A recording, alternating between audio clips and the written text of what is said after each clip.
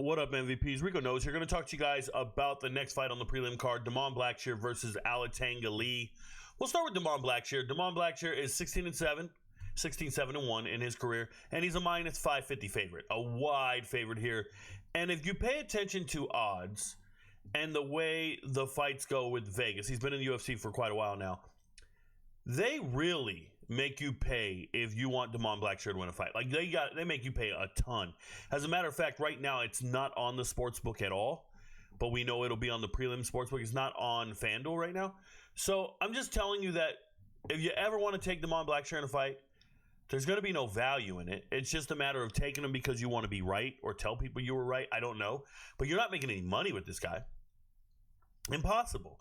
Minus 550, first and foremost, you're going to be in a lot of trouble. You're betting on minus 550s and trying to get rich doing that. I'm just telling you, you're going to lose your ass. Because even though he won his last two fights by submission, that fight against Cody Gibson, he didn't win that first round. He was getting his ass beat. You can't believe this guy. He's heavyweight. He's a bigger guy for the division, right? He's 5'10", 135. He's got all the length in the world, and he utilizes it really well in the grappling game. When they're on the ground, he will out-grapple you. But he knows he will get a sweep, so he doesn't mind if he gets taken down. He's just a little too laxed about it. Homie's just chilling. He reminds me of a lazy athlete, like somebody who's lazy and they know they're good, so they're just kind of like chilling. They're not putting in that work. I used to play with guys like this. I promise you. I used to play football with guys who are super lazy. And I'll be like, yo, why didn't he work harder just to be better?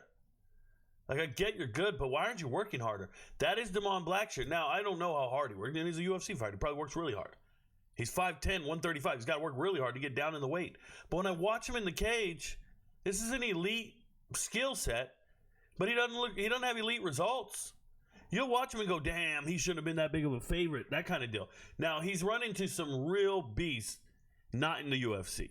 Look at the regional scene. Look who he fought. Danny Sabatello. This is a good fighter.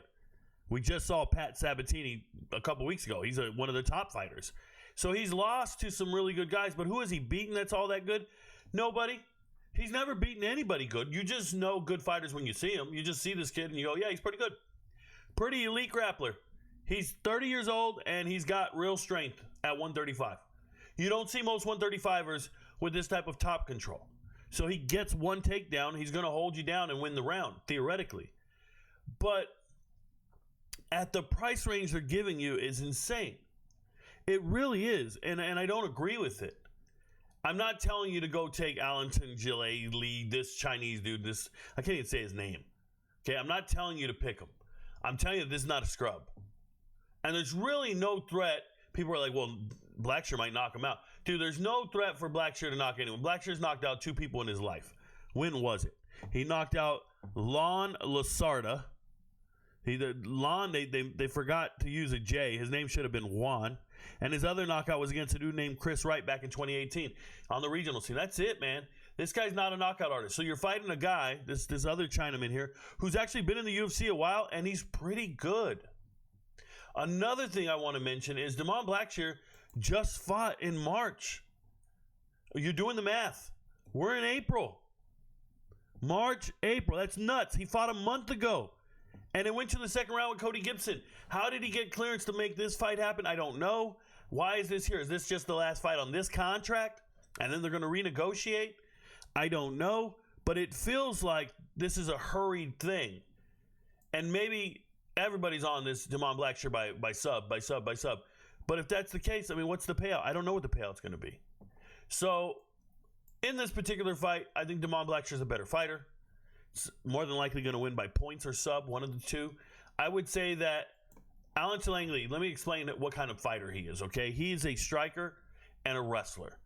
And wrestlers are pretty good at takedowns. The problem is they get takedowns and they don't know how to finish the fight from there. This is why he doesn't have a ton of wins by sub. He doesn't have a ton of wins by knockout either, right? He just wins by decision. Either unanimously or whatever it is, because he's going to go out there, kind of strike a little bit, but it's a means to an end. I just want to strike with you, close the distance, get a takedown, win the round. So I think going the distance or maybe over rounds is out there. You're probably going to get paid because the whole world thinks Blackshear's winning this by sub.